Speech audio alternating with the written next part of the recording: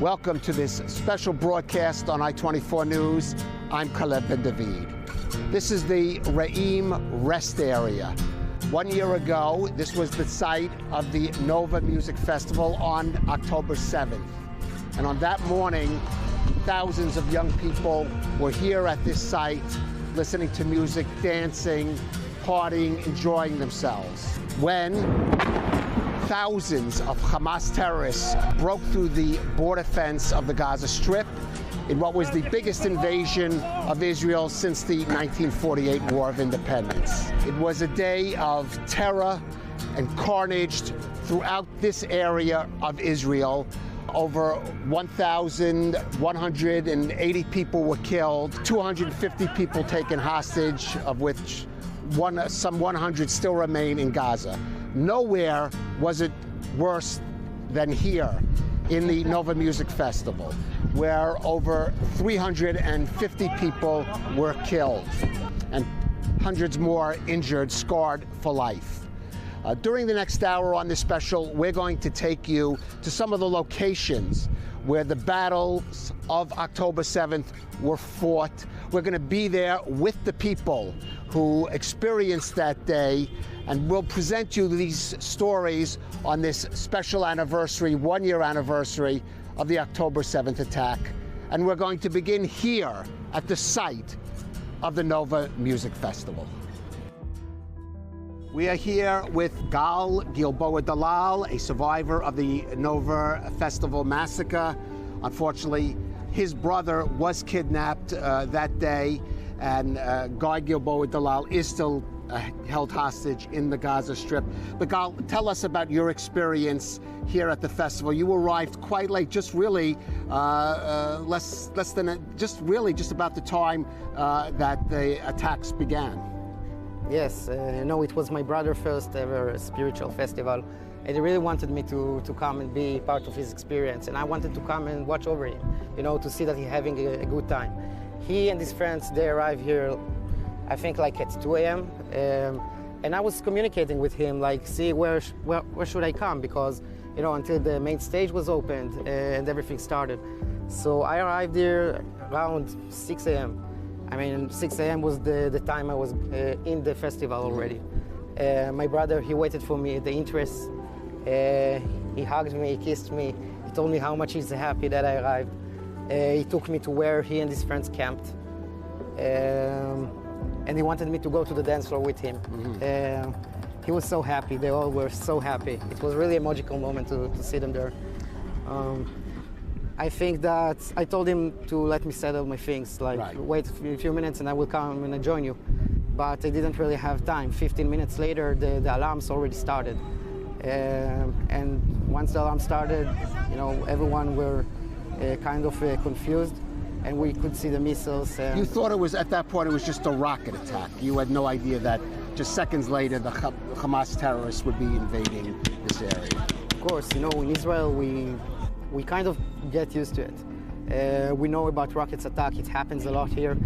We used to hear the alarms and go to take shelter. Only this time we didn't have any shelter next to us. So the police officers that were here, they told people to either take cover or to get out of here. And we decided that we should just leave as soon as we can. So we packed everything and put it in our cars. And a moment before we left, I asked my brother if he wanted to come back with me in my car, because me and his friends, we all decided that we'll go back to my apartment. So I asked him if he wanted to join me in my car, and he hesitated and he wanted to, and he told me that he really wants to, but he don't want his friends to feel like he left them.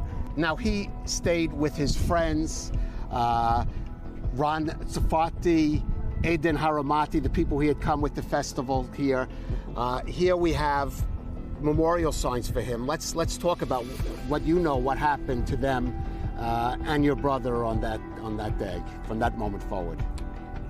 My brother, when he told me that he wanted to go to this festival, as I said, it was his first ever festival. The first thing I asked him is, who you're going to go with? And he told me that it's Ron Tzafati, Eden Haramati, and Aviatar David.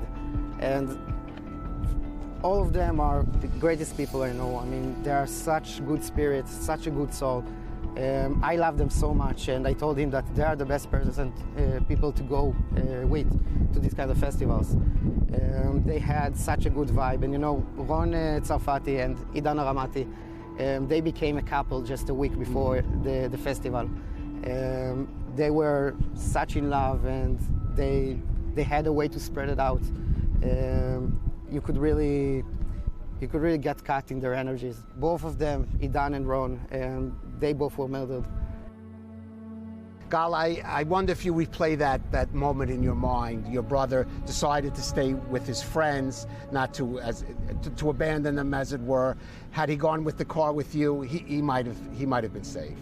You know, I think about it so many times, and you know, I don't feel guilty about it. And there's no reason you should. I know. At the beginning, I was feeling guilty because I was thinking about how didn't I take him with me anyway. But in the end, you know, I know my brother. He came there with his friends, and he will live with his friends. He won't leave them, and that's one thing that's so great about him. He's loyal, and it was kind of obvious for me even when I asked him if he wanted to come with me, that in the end he will go with his friends.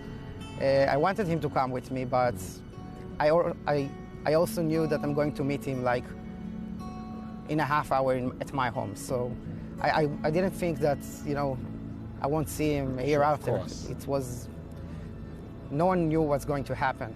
And as I said before, when you hear the rockets in Israel, you think about rocket attack. So all we could think about is get out as soon as we can.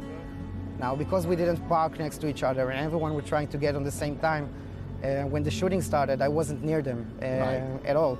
They were still near this area of the festival, and I was after the main road, where the open fields are. You started to drive away from the festival. What happened to you then?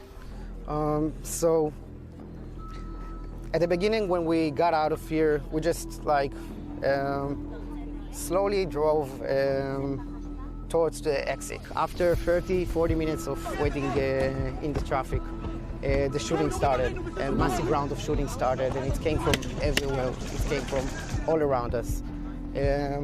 I was in my car after the main road where the open fields are, and I couldn't keep driving because everyone was getting out of their cars, so I was surrounded by empty cars. So I got out of my car, and I started to run, not to the direction of the open fields, but to the other direction. There was a cliff that I could go down to a wadi. So that's what I did. I went down to the wadi with a group of, I think like it was 20 Israelis at this point, 20 people from the festival. And the first thing I did was calling my brother. And the guy, he didn't answer me. But Ron, she called me back. And she told me that they are taking cover and that they are next to a force of 4 cops, and that there are fire exchanges between the terrorists and the cops. And that, so I told them the most reasonable things to say. You know, I told them stay hidden, stay as close as you can to our forces, and let me know if anything happens. Keep me updated. And I haven't finished speaking with them, and people will start running into my direction. Some of them were already covered with blood. They were all yelling that the terrorists are closing on us and that we should keep going. We start running farther into the wadi. Now I have a picture that you can see us running in the wadi and the cars getting all smoked because they shot RPGs where we were. What happened after you managed to get into this sort of wadi, this sort of little depression there that gave you some cover? We actually ran farther into it until we could find a better place to hide. Now, because of the shooting came from above us, we were on a lower ground. We heard it as a surround, but we could tell that we get farther from it. So we stayed in the place where we could find a good place to hide. And once again, the first thing I did was calling my brother. But he and his friends didn't answer anymore.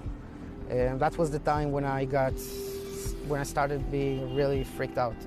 I think I was okay by this time, but once they stopped answering, I understand that something happened, and you know, that was just the most horrible moments of my life, I think. Right. I felt so helpless, and I couldn't go back to him because, you know, there was shooting all around me, and and my parents start calling me and asking me about my brother, and all I could tell them is that I'm there also, and I have no way to reach him. So, How long was it till you were rescued? 9.5 hours, I think. Almost 10 hours until I was rescued from there. So you were outside there, hiding in that area. Hiding and running and hiding and running. Right. You know, there was at a point at that cover that we heard a tank and then automatic shooting, and we thought that maybe it's our forces, maybe something happens, and then people started to run in our direction again, start telling us that they took over a tank, the terrorists, and that they're on the way to us, and we start moving again. At one point we arrived to a crossroads, and most of the group wanted to keep going to the nearest kibbutz. It was Patish. We were at Patish Vadi. Now I know, I didn't know it then. And I decided that I'm not going to join them because I felt that there are so many terrorists around us that they could probably find us on the way, so it would be better to just hide. Right. So I stayed with a group of 5 people, and we hide in another place. And we start sending our locations to everyone we knew. Someone from the group knew a police officer that his team was around, and they were able to locate us. It was, I think, 2 p.m. when they arrived to our location, and while they're still taking cover so we can run into the cars, they just drove out of there. On my way out, you know, I was sitting next to the driver, so I could see everything. I saw so many bodies and burnt cars and such awful things. You know, I asked him what it took you so long, and the police officer told me that he just lost all his friends.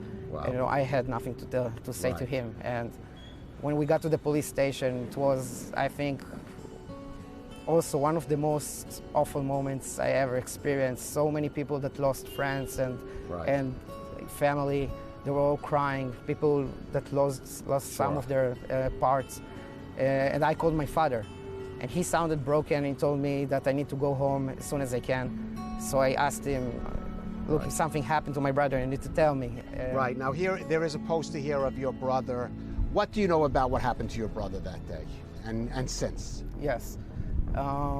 So it took me a while to get all the pieces together. But after asking and speaking with people that were there also, I have a pretty good idea of what happened. I know that my brother and his friends ran from this area back to their car, were able to drive and get with their cars after the main road, kind of like where I got with my car. That's where they left their car and start running. Now I understood that they ran through the open fields. There's a video that you can see a lot of people from the festival running.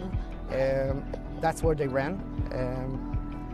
And I know that they helped people that freezed to get up and start running until they couldn't anymore because the terrorists start shooting on them. And I think that this is the place where he and Eviatar lost Ron and Didan. Right. Because we know for sure that afterwards, Idan and Ron still sent a photo to their parents, but without Guy and Eviatar. And then I learned that Guy and Eviatar reached to the main road, right, and hide there, right, under a bush, right, with 3 other Israeli from the festival. One of them is Almog that returned. Right. So that's what Almog told me. They stayed there and hide for about an hour. Heard like hundreds of terrorists above them, shootings, killings, everything. They just stayed hidden until one terrorist saw them, and then terrorists came to them, cuffed them, put something, a blanket on their eyes, and put them on the truck. Right, you brought them into Gaza, and you have had some indication, signs of life of your brother still there in Gaza since. First of all, what we have is the videos. We don't really have any other information. Right. But in the videos, you can see the whole kidnapping. You can see them take him to the truck, put them on the truck, take him to probably a tunnel, and take a video of all the of 5 Israelis. One of them is my brother. Right. Now Hamas, they kidnapped him at 9:30 a.m. They posted the video at 11:30 a.m. I was out of there only at 2 p.m., which means that my friends and my family and everyone knows that my brother was kidnapped, but no one tells me, so I can focus on saving my own life. So I only learned about that he was kidnapped 2.5 hours after the video was posted. 4.5 hours after he was actually kidnapped. And I was trying to call him the whole time, you know, even when I was out of there and like I was looking at burned bodies and burned cars, I just couldn't stop calling him, tried to call him again, even though I knew that he hasn't had his cell phone on. Right. Let me ask you now, it's 1 year since the Nova Festival massacre, how it feels to come back to this site and how you have, in a way, coped with what you and your family and what so many others I'm sure you know have experienced. It's always hard to come here. Of course, it brings a lot of memories, but I think that this is the first time I'm here, and these places look very similar to what it looks at the Nova.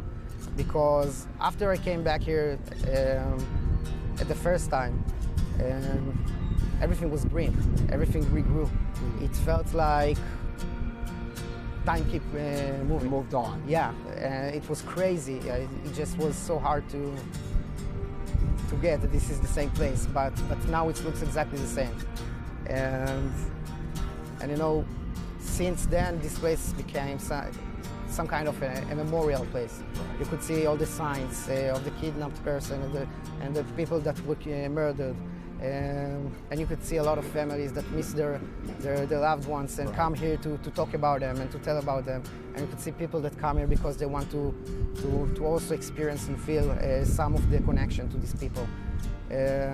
I think that it's both beautiful and awful. You know, beautiful and awful. And let me finally just ask you about your brother, your hopes. What is the message that you have for Israel on this 1 year anniversary, your brother still being in Gaza, and of course the world? My message was always to the world. My message was always to everyone who has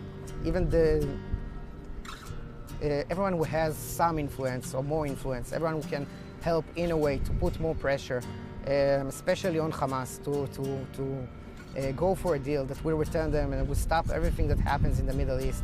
I feel like this war took too much from both sides.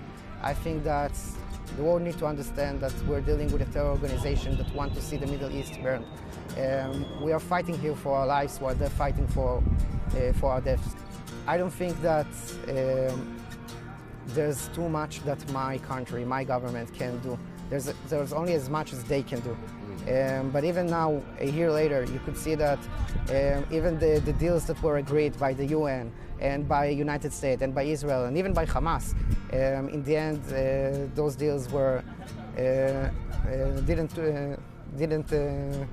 we didn't get the deal, and it's all because that Hamas playing this psychological game on us. You know, he's asking the hostages. He's filming the hostages, asking our people to go onto the street, and it's just tear us apart from the inside. I think that people just had enough. I can understand the people that going to the streets and protesting, but I feel that it doesn't help us right now. I feel that the world needs to understand that only once the hostages will return, we could really have a real peace. We can have a real ceasefire. We can really start the healing. I'm reliving this day. I'm living the Nova daily. I feel like it was yesterday, and I feel like it was years ago. And really, to start any healing process, we need to have the hostages back. You know, if I wasn't so optimistic about seeing my brother again, and that he's still alive. I'm 100% sure that he is. I can feel it in my heart. And I miss him so much, and I would do anything to have him back. I would never stop fighting for him. But I'm also a simple man.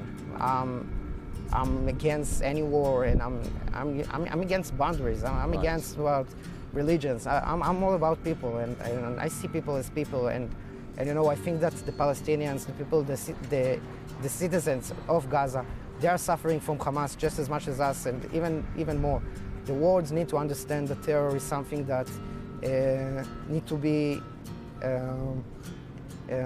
that people need to be against terror in all these kinds, in all these forms, and only with the help of the world, with the pressure of the world, we could really bring them back and have a real ceasefire. I think that without it, I don't see any future.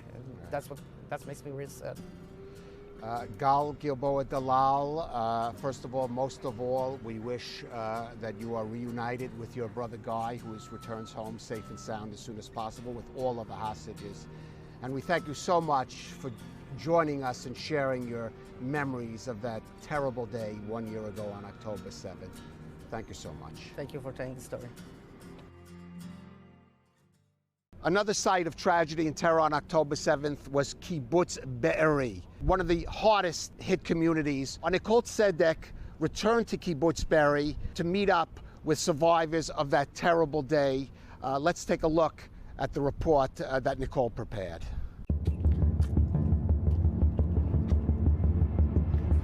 I remember everything. I remember the kitchen over there, the couches, like the living room over here.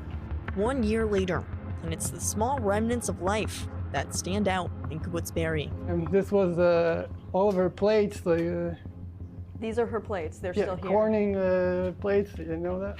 They say that they can't break. Well, they can melt. Turns out everything in this house can melt, including the so-called safe room.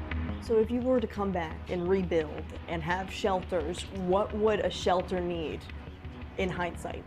Well, in hindsight, it needed a really big metal, like a real shelter door, like a bomb shelter door.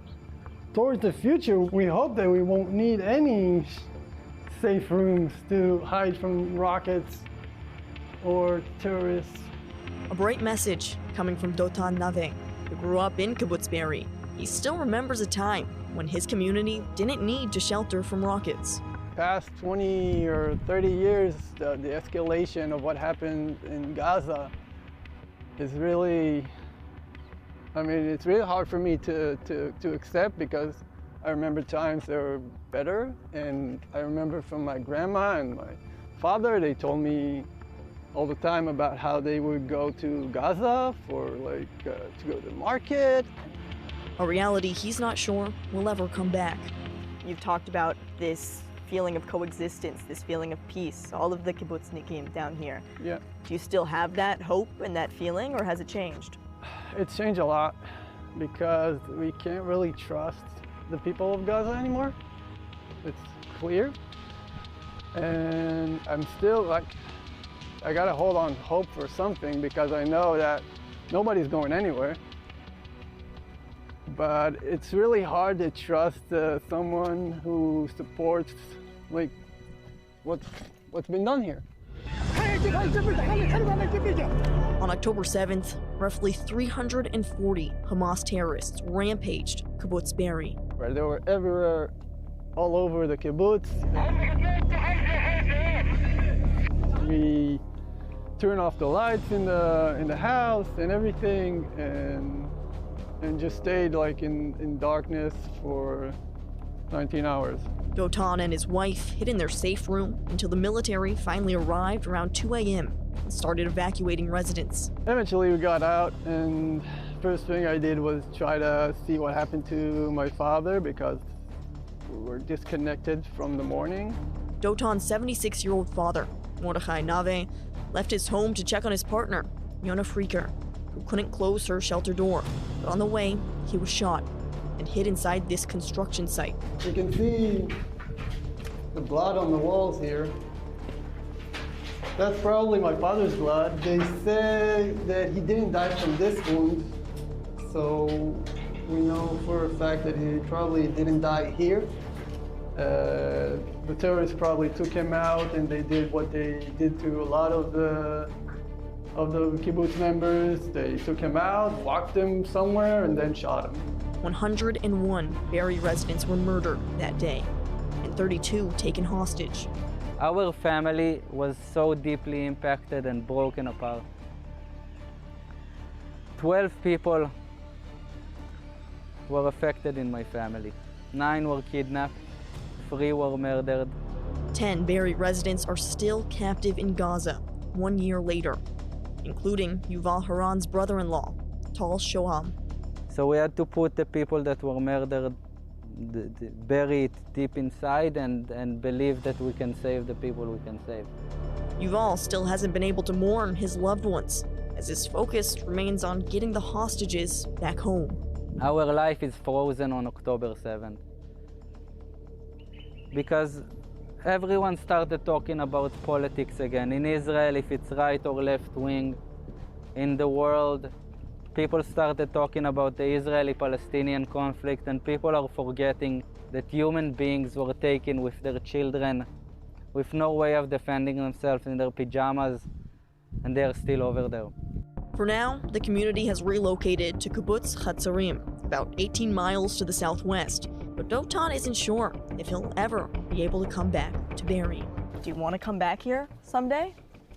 We haven't decided yet because, we still don't know what's the result of the situation going to be, and we have time to think about it while we're in Chatzarim for a few years until they rebuild Be'eri. As long as the terrorists are occupied with the IDF, they won't come back here again.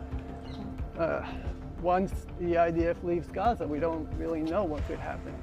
1 year later, and no feeling of closure, as the scars of that Black Saturday are still visible in every corner of Kibbutz Be'eri. There's a lot of houses there with all the burn marks, and it's like nothing has really changed a lot. I mean, they did clear a few of the houses that were destroyed, but it still feels like we're at October 10th.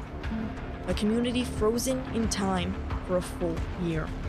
Reporting in Kibbutz Be'eri, Nicole Zedek, I-24 News.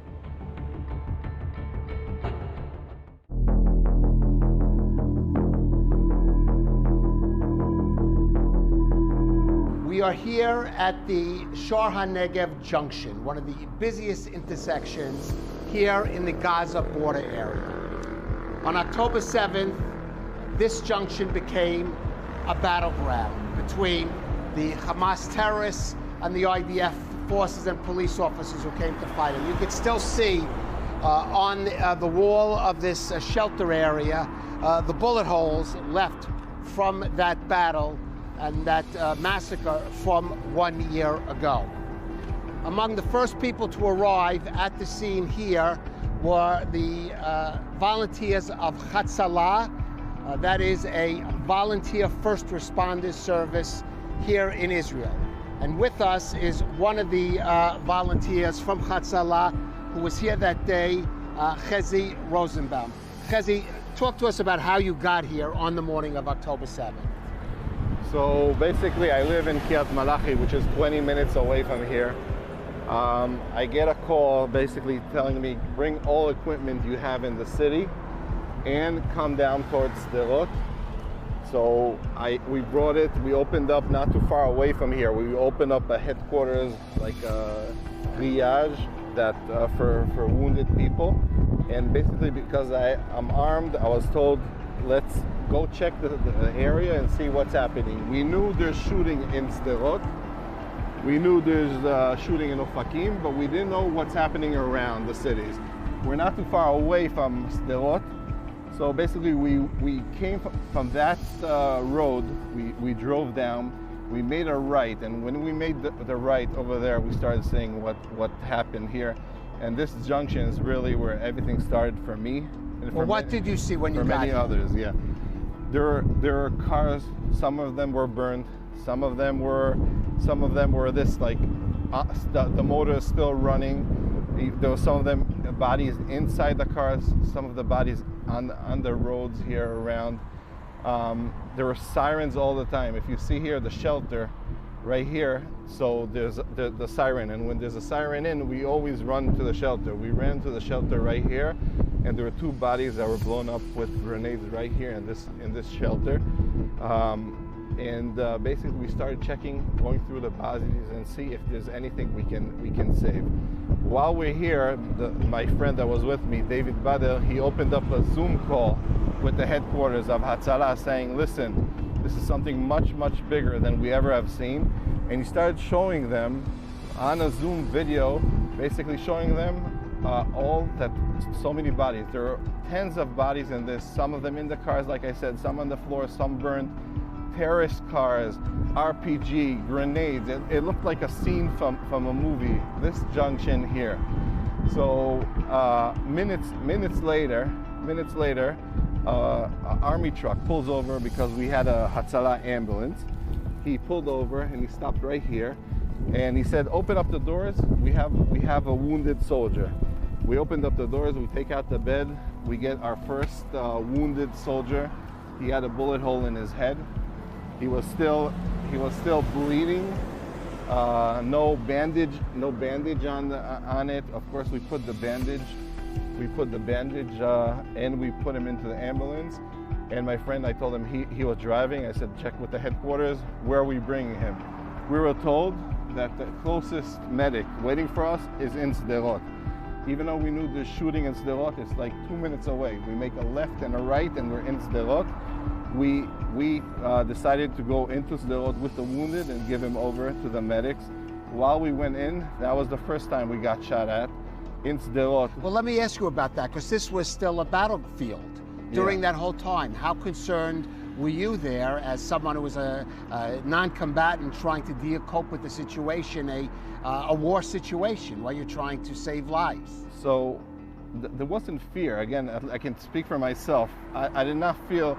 There was maybe one part of the day that we're in Kfar Aza, in the entrance of Kfar Aza, that I felt fear. It was more we're acting like we knew what we need to do, we knew what we have to do, and basically that was transporting all the wounded people to the hospitals, to the helicopters, to the triage that Hatzalah opened up in Cheletz, and we were just acting like robots. There wasn't too much emotions. Of course, afterwards everything gets back to us, but I'm talking about the same day, we're this like doing what we need to do. Chezi, many of the wounded here were people, for example, young people fleeing the Nova Music Festival, also from some of the kibbutzim, the communities in the nearby area. What were you thinking when you looked at them? I mean, do you have any sense, for example, that there had been this major event for young people in the area, and that's why this area in particular was so crowded with bodies? So that time of the morning, we did not understand exactly. We didn't even know about the festival. That came a little later, the understanding. What we saw is a junction full of bodies. That's what we saw. Burned cars, some of them not burned people, blown up people in the shelter, like we said earlier. We didn't understand what we're in. We knew it's something much, much bigger than we ever seen in the past, but we did not understand that how big it is. What do you take from all those experiences about where the country is, about the fact that even now as I'm talking to you, we can hear the booms? These are Israeli artillery and weapons now, not Hamas weapons, but we can still hear them close by. This battle is still going on. It's moved to other fronts as well. What do you take from all of that 1 year later? So I don't look at it as the big picture like this. It wasn't a big day of the country. It wasn't a big day of the army. It was a big day of individuals. Guys like Hatzalah, guys like police officers that gave up their life. I remember the fire department chief, his body was one of the first bodies that I saw here. He had one bullet in the head, and he was one of the first bodies here in this junction. So these people, individuals, soldiers that left their house with their neck, they didn't go to the unit, they came with their weapon and tried to defend, and they saved many, many, many thousands of lives. So those are really the heroes, the people that gave up their lives, the people that left everything they had. No one called them to do that, and they came to defend the country and the people of the country. So I don't look at it as the big. Yeah, it wasn't a big day of the Israeli Defense Force, but from there I think we learned a lesson, and I hope this will never happen again. Chezi Rosenbaum, you also were among those that saved lives that day on October 7th. Thank you for sharing with us your memories of that terrible day with I-24 News. Among the many fatalities that day on October 7th were the soldiers, the police officers, the border police officers who lost their lives combating the Hamas terrorists who had crossed over from the Gaza Strip. A year on, their spouses, their widows are still coping with the loss of their loved ones. In this special report prepared by our I-24 News Hebrew channel.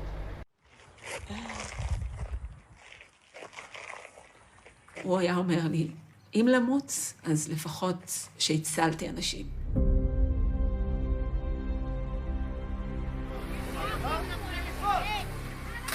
זכות הגבורה שלו, הוא השפיע רבות על הלחימה שאחר כך שהייתה באותו אזור. רועי נהרג גיבור. הוא ומי שהגיע אחריו מנעו אסון הרבה יותר גדול שיכול לקרות.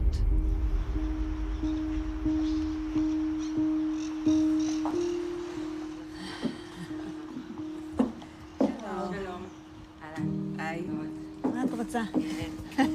יד. אנחנו... לא יודעת, אני במעברים מה... אז אל תוציא אותי כזאת רשמית. זה מטורף שהם נקברו אחד ליד השני, כאילו. מה זאת אומרת נקברו אחד ליד השני? זה הם קבורים בהר הרצל אחד ליד השני. כן, צמודים אחד לשני בהר הרצל. וואו. אני כל שנה ביום הזיכרון עלה להר הרצל. מתקפת הטרור של 7 באוקטובר גבתה מצה"ל מחיר חסר תקדים. לא רק בכמות ההרוגים והחטופים, אלא גם בדרגתם. בתוך יממה נפלו 4 קצינים בכירים בדרגת אלוף משנה. על אף שחלקם הכירו זה את זה היטב, עבור האלמנות של 3 מהם זאת תהיה הפעם הראשונה שבה הן נפגשות לדבר על השנה הקשה בחייהן. עברתי למצב של לא לחיות את האבל ביום-יום. בחודשים הראשונים זה כל הזמן היה נוכח, כלומר הייתי ממש, כאילו ליאון ואני היינו דמות אחת. הייתי הולכת וכאילו רואה את העולם גם דרך המבט שלו. אני דווקא מרגישה שהוא נכנס בתוכי. לא שעכשיו אנחנו הולכים אחד ליד השני, אלא עכשיו הוא ממש בתוכי. אני בין להגיד תודה על זה שיש לי 3 ילדים ושיש לי משפחה, וזה כל כך מה שרציתי. ועל הזמן שהיה עם רועי, שאולי הוא פחות כמותית מהזמן שהיה לכם, אבל הוא שם אהבה ענקית, ולא דמיינתי שנמצא כזאת אהבה. ומול זה שהילדים שלי כל כך קטנים והם לא מופנמים בו. שם זה פוגש אותי. שהם מגיעים לדרגה מסוימת, וכאילו חושבים, טוב, הם באמת, הם קצת מאחורה, הם פחות מקדימה, הם פחות בפרונט, וכאילו יש איזשהו התעמעמות של העצבים. בכל אופן, אני ככה חושבת שאני אמרתי, אוקיי, אבל הוא לא יהיה ממש מקדימה, כאילו, לא, יש חיילים עוד, יש עוד מפקדים מתחתם, הוא מחט, הוא כאילו הוא לא בחוד, הוא מנהל את הלחימה. ומצד שני, אני כן זוכרת שרגע לפני שהוא יצא, אמרתי לו, רועי, אל תהיה גולנצ'יק. כאילו, אל תסתער כאילו בלי לחשוב ובלי זה, והוא כאילו כעס עליי, הוא אמר לי, די, אלי. כאילו, למה את אומרת? ברור שלא.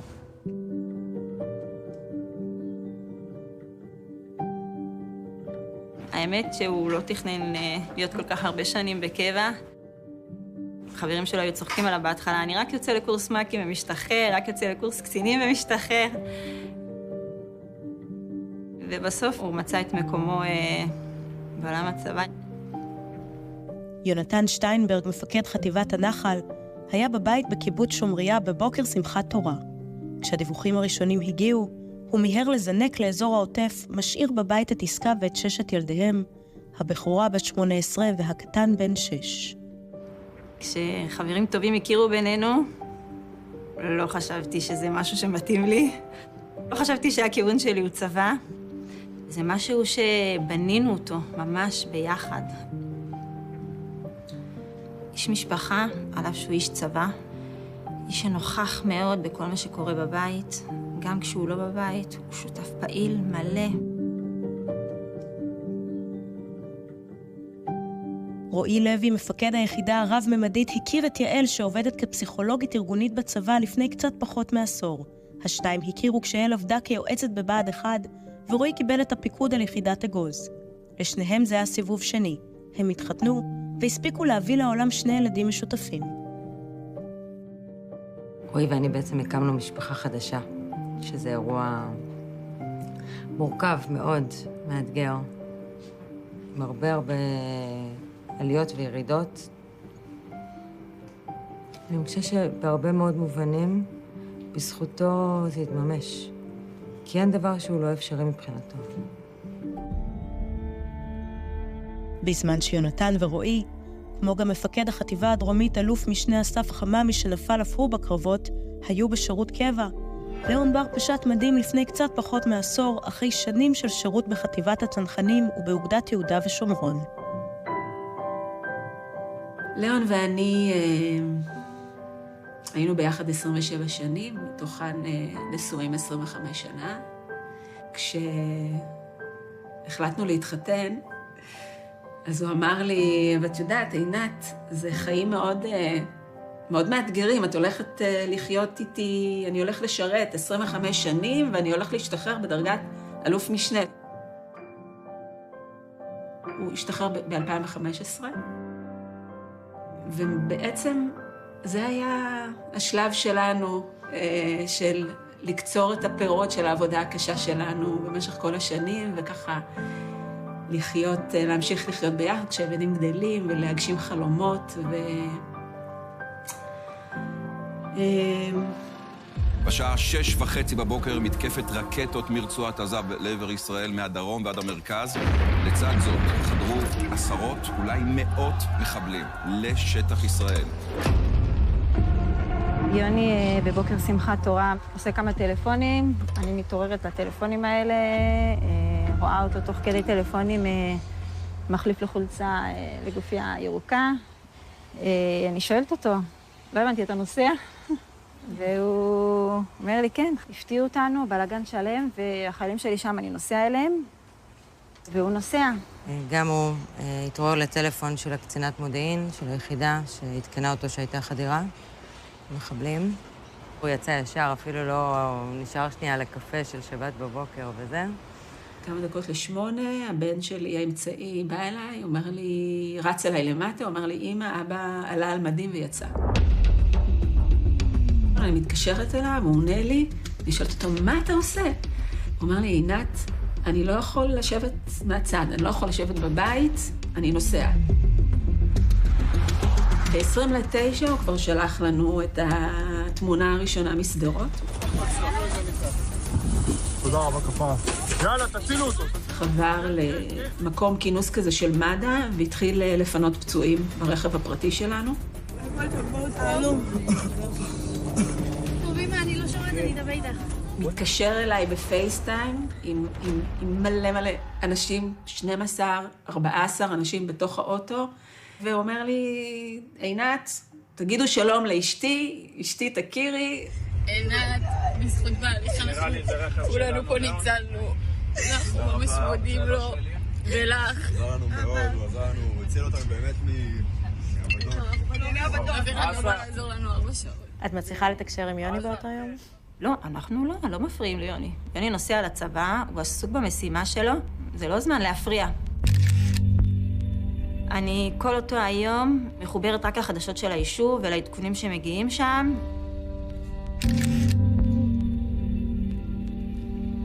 אני אומרת, אנחנו שומרים שבת, אבל היום אני אומרת שהשבת שמרה עליי.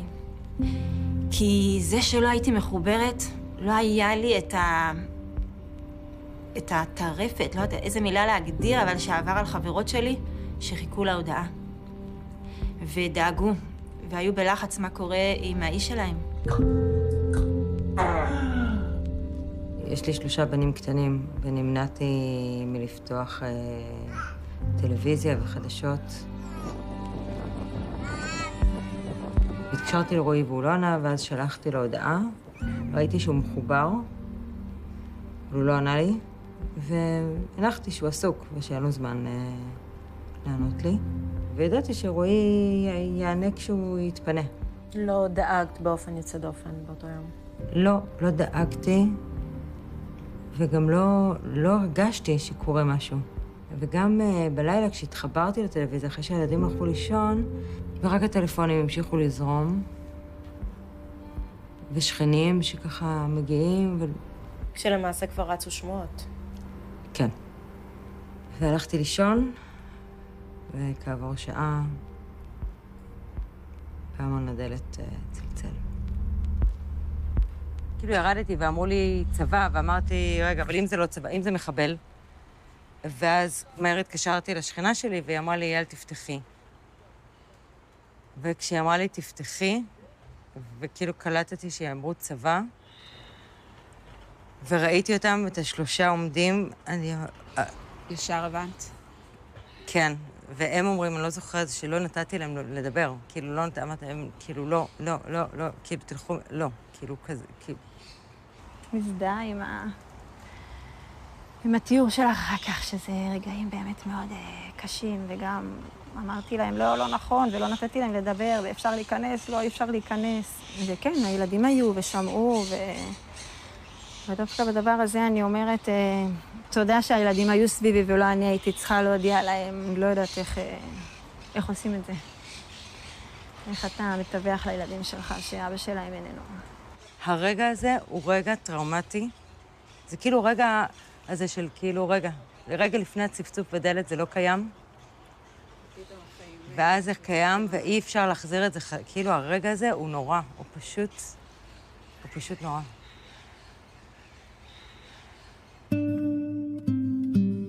בדיעבד התברר שב7 באוקטובר אלוף משנה יוני שטיינברג נהרג כבר ב8 בבוקר בהיתקלות עם 12 מחבלי נוח'בה, סמוך לצומת מעון. רועי לוי הגיע לקיבוץ רעים ב10:30 בבוקר, והספיק להילחם במחבלים ולשחרר עשרות צעירים שנמלטו ממסיבת הנובה, לפני שכדור פגע בליבו, והוא מת במקום. איך סיפרת לילדים?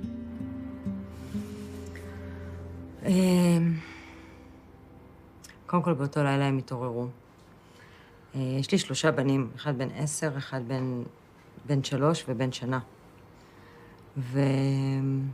וביקשתי לדבר עם אשת מקצוע שתנחה אותי מה אני אומרת להם. והנחו אותי להגיד בצורה ישירה, אבא נהרג, הוא לא יחזור, הוא מת. להגיד את המשפטים האלה. והקטן לא אמרתי כלום, תוך יומיים הבנתי שהוא מבין הרבה יותר ממה שנדמה לי. ואמרתי לו שאבא לא יחזור. הוא התחיל לבכות, שזה היה ממש מפתיע.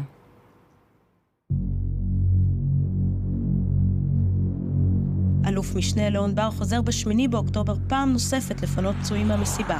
הפעם, בנו הבכור עומר מצטרף אליו. ב6 בבוקר הם כבר היו באזור של רעים, והם ראו שאנשים חיים, אין את מי להציל, יש רק גופות. הם היו כבר בדרך החוצה. הם ראו רכב משטרה, הפוך, ירוי. הם עצרו את הרכב על הדרך, וממש איך שהם ירדו מהרכב, היה שם מערב של מחבל שזרק עליהם רימון. הייתה מין שנייה כזאת שהם חשבו מה לעשות, ואז הם התפצלו, עומר רץ לכיוון הכביש, עם 2 קליעים, אחד בכל רגל. ליאון רץ לכיוון השדה, המחבל אחריו. עומר ראה את המחבל מעל ליאון, שמע את היריות, וליאון לא שרד.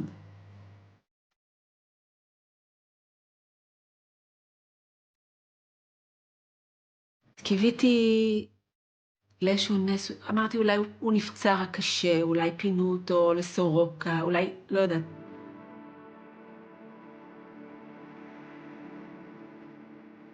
אבל מהרגע הראשון ידענו שאין לו סיכוי.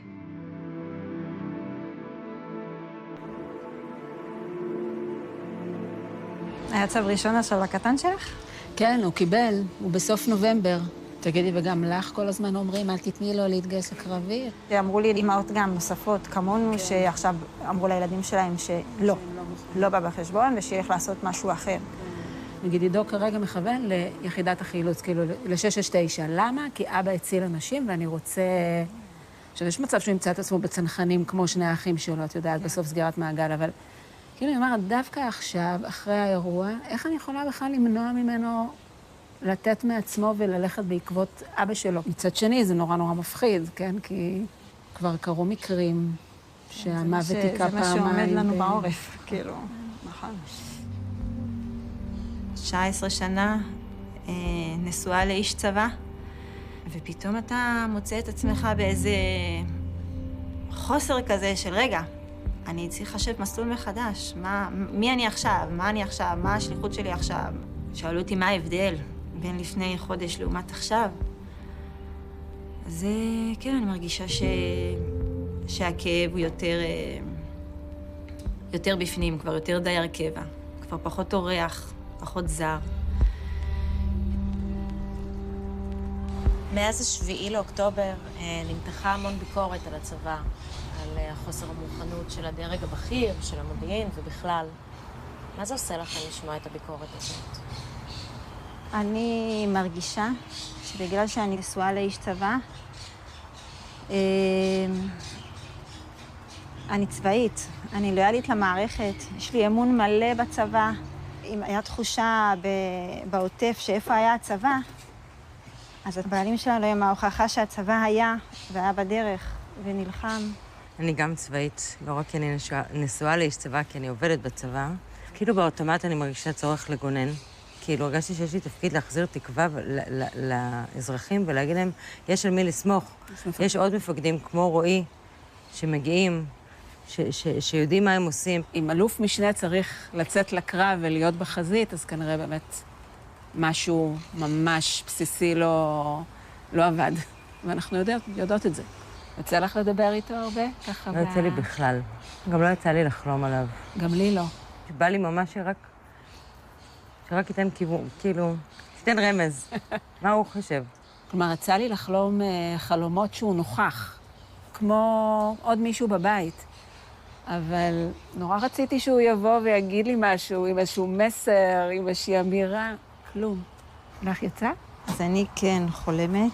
גם יש בי רצון מאוד לשיח על המצב. גם, כמו שאת אומרת, תגיד לנו רגע מה קורה פה, ומה אתה חושב על זה, ומה היית עושה, זו סוגיה החלומות האלה.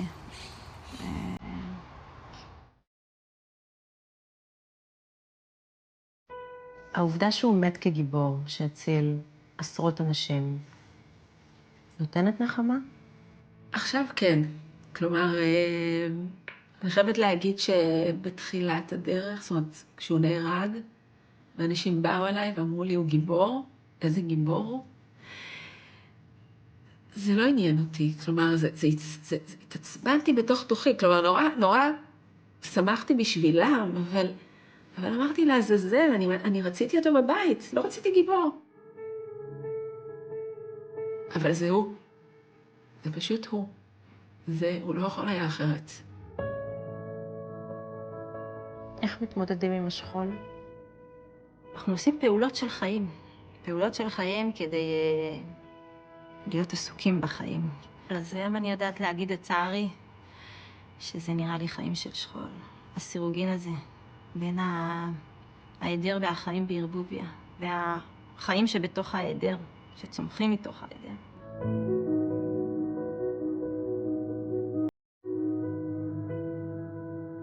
נזכרתי שאת שאלת איך נראים החיים אחרי 7 באוקטובר.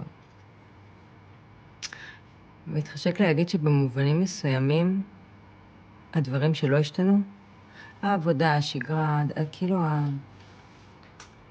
אז הכל נראה מאוד דומה, ושום דבר הוא לא אותו דבר, כאילו משהו בפלייבר,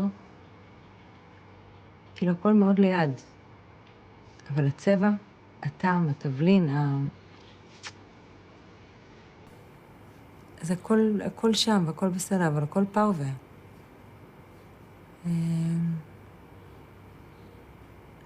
וחסר לי להרגיש את ההתרגשות, את